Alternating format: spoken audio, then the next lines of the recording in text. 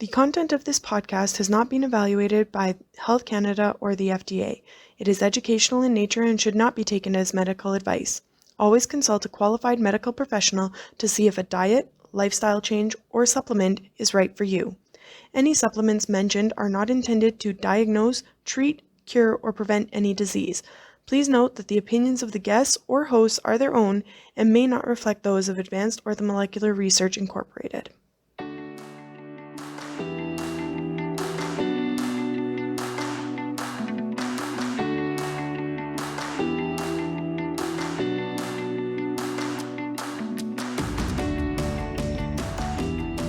Welcome to Supplementing Health, a podcast presented by Advanced Orthomolecular Research.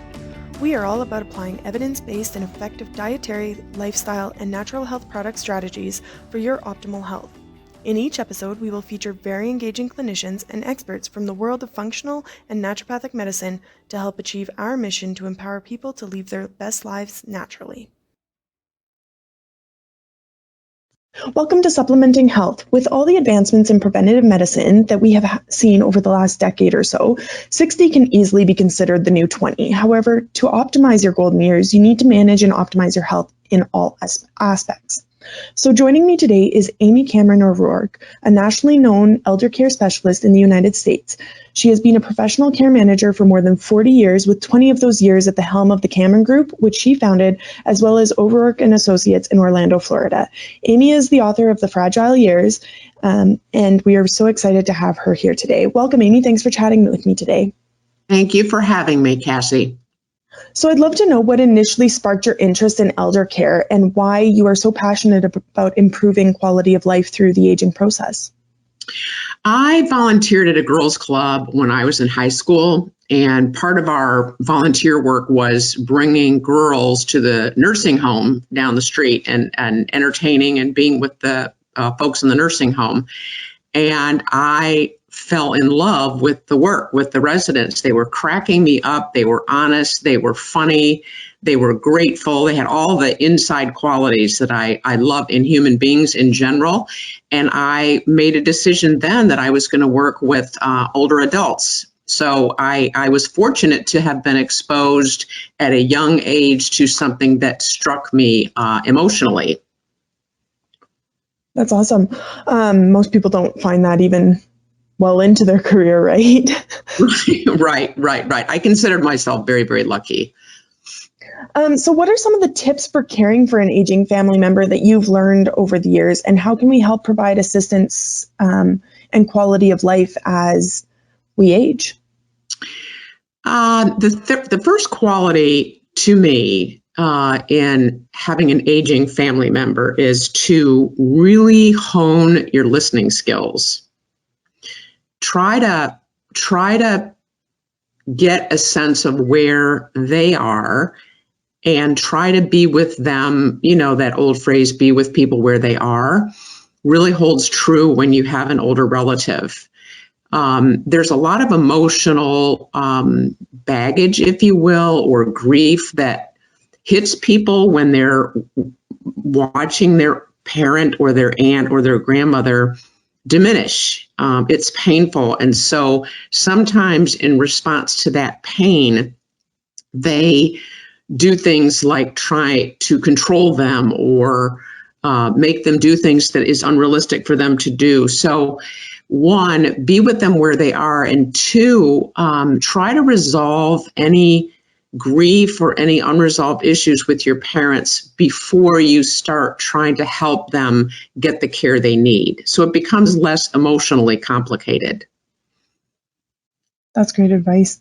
I think we always think there's more time, right? So we don't want to dive into some of those more difficult emotions.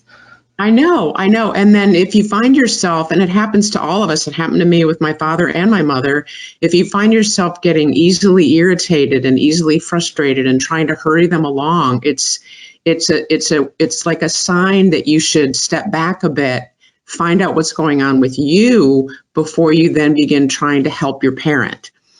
And it always happens. I don't have any judgment about it. I just think it's a pain that people don't talk as openly about.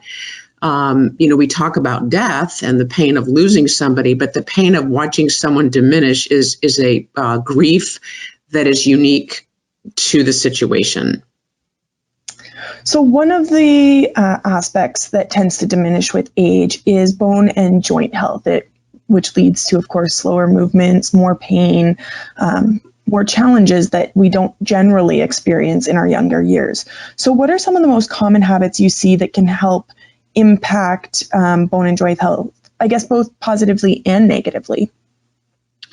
Well, I watch people that age and everybody gets aches and pains. And so keeping yourself not just active in terms of going to a gym and those kinds of things, but getting up and walking to the mailbox and not trying to get your neighbor to bring your mail in, or sitting, if you go to temple or you go to church, sitting somewhere where you have to walk a little bit, park your car away from the inside of the church or the temple, or, incorporating movement throughout your day instead of trying to get yourself to, walk 30 minutes outside. That's kind of daunting if you have a bad hip, for example.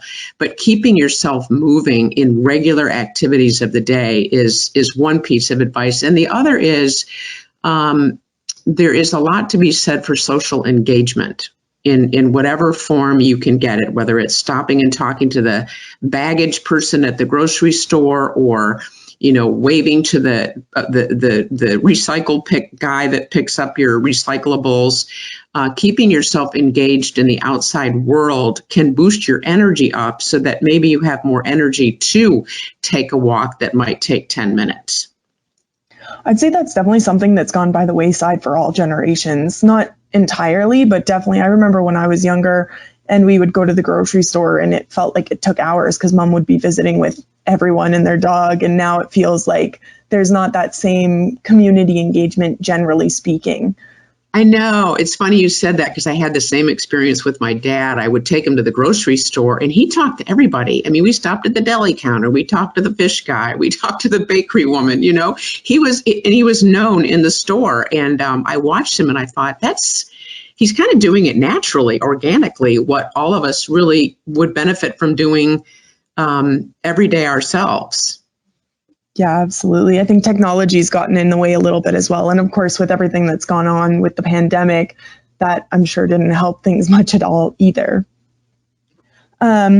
So jumping back a little bit to the physical activity, beyond just like making more natural movement in your life and building that into your daily activities, are there specific physical activities, sports, or games that you would recommend for older individuals? And do those recommendations change with different age groups or different conditions?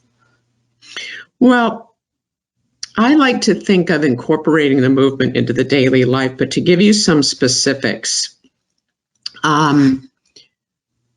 if an older adult is sitting in a chair with arms, taking the time in the morning to stand up and sit down as many times as they can in a minute in the mornings, and then doing again at lunchtime and doing again at the end of the day. Maybe it's with support and maybe somebody that you have to sit next to you, doing some standing up and balancing exercises, lifting one knee up and holding it, doing it the other knee and holding it, doing some, all older adults are afraid of falling, and it's a legitimate fear, but some of the balancing exercises are helpful in that. There are a lot of programs around Tai Chi and chair yoga and classes that are available online. I really support the notion of doing those kinds of programs. And then, I watched my dad, and it's kind of shocking that he did this, but he practiced falling. And he said, if I'm going to fall, I want to know how to fall. Now, I'd want somebody to do that with a physical therapist and say, if I go down, kind of practice it, because my dad after that fell and he got good at it and didn't break a bone. Now, I'm not saying everybody should do that, but Try to think outside the box. And the other tip that I've watched older adults use is they have a tendency to look down when they're walking. And I think that hampers their fear. I think it makes it more difficult. So looking straight ahead, once you've gotten the joint strength and the bone strength, looking straight ahead, I think is helpful in walking. And the last tip I'll throw out there is one barrier to staying well is putting your pride down and accepting help. So if you're afraid of walking, but you can walk with a cane, use the cane. You know, if you walk better with a walker, use the walker. If you have somebody that'll, come by and accompany you to do something, take advantage of it. People with a lot of pride end up having accidents that are preventable because they wouldn't accept help when they needed it. Yeah, that makes sense. I think it's a challenge for people, right? They remember what they were able to do before and don't want to admit that maybe they're not there anymore. Exactly. I think you're exactly right. Your head's saying one thing and your body's doing another. I saw a guy jump in a pool and I had to jump in the pool after him and save him because he'd really forgotten, his body had forgotten how to swim.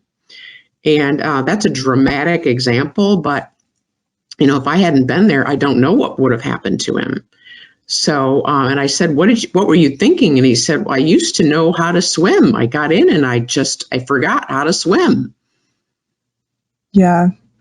Wow. I can imagine how challenging that is for people as well, kind of coming to terms with those things.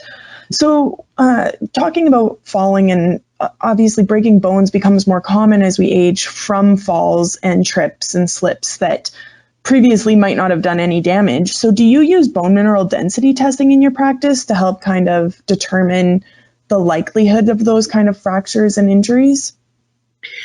I have clients that do. Keep in mind, I'm not a physician, so all of the people that I work with have physicians, and I like the physicians to guide those kinds of tests. I think there's a lot of value in them. What we try to do is make sure that we're following the physician's guidelines to maintain current bone density or do the programs that they're recommending using physical therapy and helping with physical therapy programs to maintain or increase bone density. So we let the physicians guide it with our following their guidance. And how frequently do you find like you get new guidance or new testing done with your clients that you can then adjust their programs? We try to have that done annually. I think, everybody gets a wellness visit, an annual wellness visit, and get screened for all the appropriate tests at that time. And then if they are wavering physically, the every 90-day check is the next measure that we would use to see how they're doing and what tests would be appropriate. Okay. And so do you find there's a specific age that you usually see significant bone breakdown occurring in the clients you work with? I don't know that I would throw out a number here as much as I would frame, the new retiree at 65, they call them first generation retirees. And then at 75, you're a second generation retiree. At 75, I want there to be a real big support mechanism to keep moving and keep yourself as well as possible, because it becomes harder and harder from 75 forward to keep the energy level, to keep that current activity up. And then the third stage is the fragile years, which is why I wrote the book, which usually is accompanied by some support, whether it's a person or a walker or some device to help eat. And it's at that point that it's not too late, certainly, but it's harder to build on your health the focus becomes maintaining your health rather than building it. So it's probably a long answer to say it's never too early to start. If you become a first generation retiree, take advantage of that surge of energy you get when you're first retired and stay with it. For retirees that have maybe experienced some sort of situation where they've had to be bedbound for a period of time, what are some of the things they can do to avoid atrophy and kind of maintain that health and so that they can reach those later years and still have a solid quality of life? There's a lot of things you can do in a bed. I've watched people do it. And you want your system circulating. You want to sit up. You want to get out of the bed whenever possible on a regular basis. You want to minimize being in one position for more than an hour. There's wonderful yoga stretches and range of motion exercises, leg lifts, knee stretches, ankle rolls, arm rolls. There's a lot of movement that can be accomplished in bed to prevent atrophy. And then I had one gentleman that was in bed, and we encouraged staff to help him get out of bed. And he was so mad and so frustrated and was so uncomfortable. But we just encouraged him to stick with it because there was a period of time where it was going to be more uncomfortable than less. But then he got used to it. So it's like anything that we do that's difficult. There's always a period of, oh, I can't do it. Oh, don't make me do it. Oh, this is really hard. But just to stick through that. And he's actually doing better, and he's experienced no atrophy, but we let him yell and be frustrated and kept encouraging him to move. So with some support and movement, you can prevent atrophy. Okay, cool. And so in your book, The Fragile Years, do you include any of those kind of stretches and movements in there as part of the strategies that you talk about? The goal of the Fragile Years is more not directed so much at specific exercises as much as it is for families with elder relatives and teaching them how to keep their loved one to minimize acute episodes. And if they do have an acute episode, to know how to navigate the difficult systems that they begin to interface with, like the hospital or the nursing home or the assisted living. So it's more of an inside intelligence book to help family members. I certainly promote movement in the Fragile Years, but not specifically in the book. Okay. And so one of the other conditions that obviously comes up with age is dementia.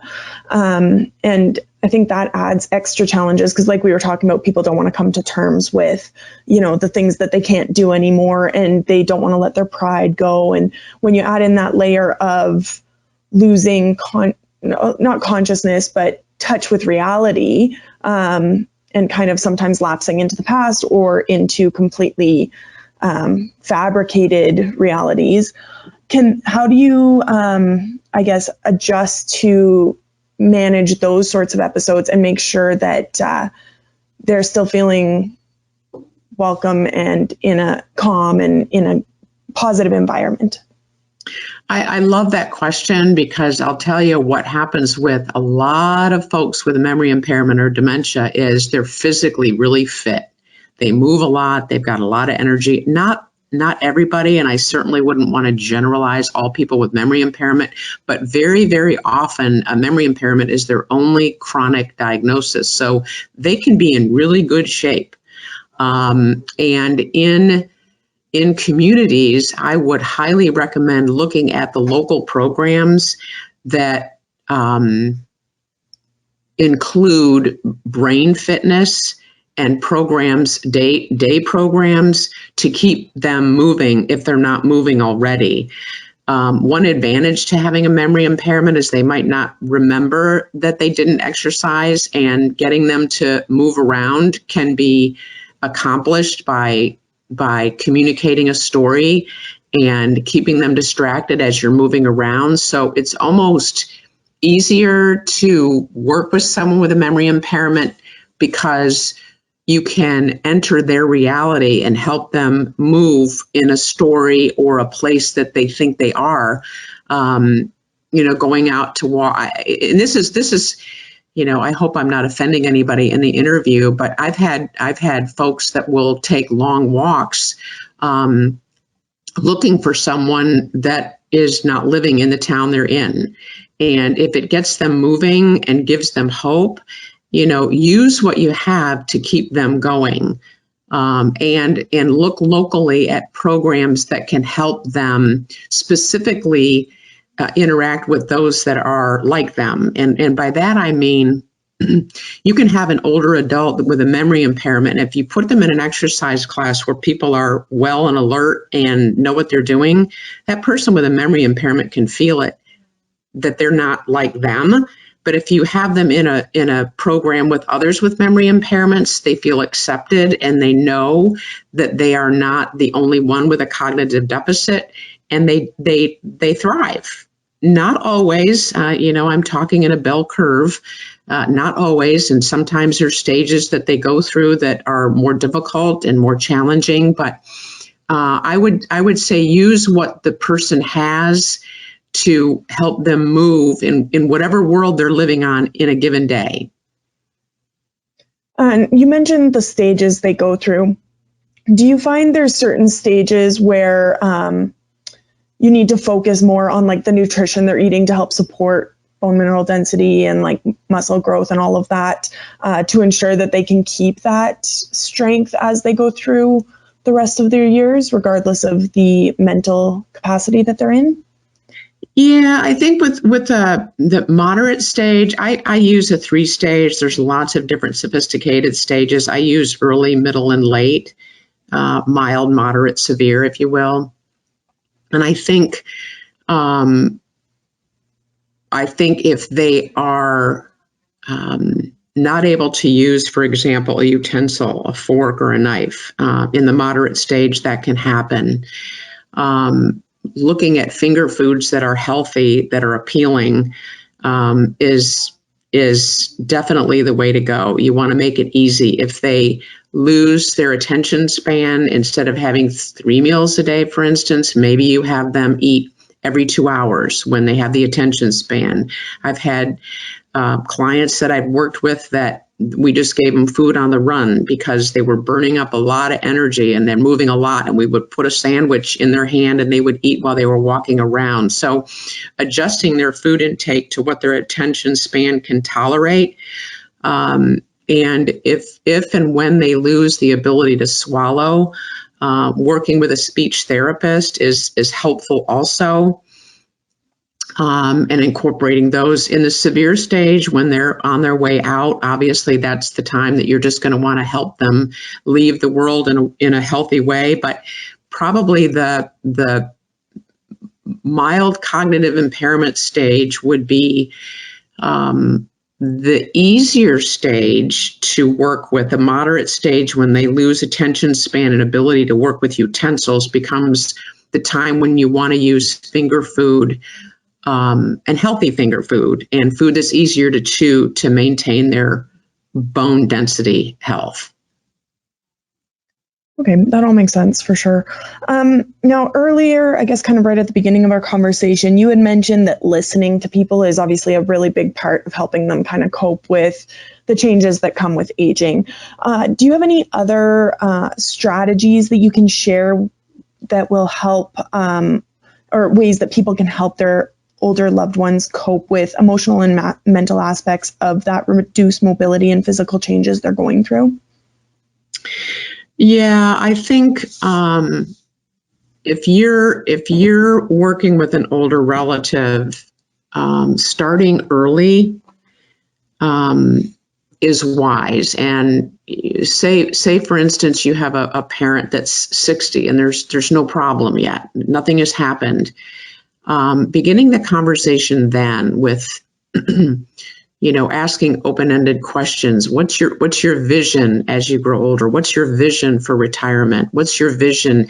And watching and observing them so that when they do need your intervention, you know their history, you know their pattern, you've had them verbalize what's important to them. If you live at a distance, there's a book called My Mother, Your Mother, and Dr. Dennis McCullough, who wrote that book, recommends the 72-hour visit, where your only purpose is to be with your parent or be with your elder relative. And that's just to observe how things are going so that you're preventing I've had clients say this when their child comes to visit, they haven't been visiting, they say, I think my child thinks I'm going to die because they're now here visiting. And so if you can, not everybody can, but if you can, visiting on a regular basis, on an annual basis, and just being with them with no agenda is also something very helpful. And then finding something that they like to do and doing it with them, whether it's golf or bridge or a card game or watching a movie together or going to a show, so that you have a bond that you can build on when you start having to help them. Awesome. So if listeners want to get a hold of your book, they can get it at your website, agingexpert.com, correct? That's correct. You can get it on agingexpert.com. You can also get it on Amazon. So either place is a great place to look to buy the book and get prepared for what I call a lifestyle change, which is a lifestyle change for your parent and a lifestyle change for you as the adult child. Fantastic. Well, I thank you so much for joining me today and sharing your knowledge. I think there's so much that we don't necessarily want to prepare for, but realistically we do need to as our loved ones start to age. And I think this is a great place for people to start even thinking about it and considering their next steps. Well, I appreciate the opportunity to talk to you, Cassie, and I hope the listeners out there have gotten some help for themselves.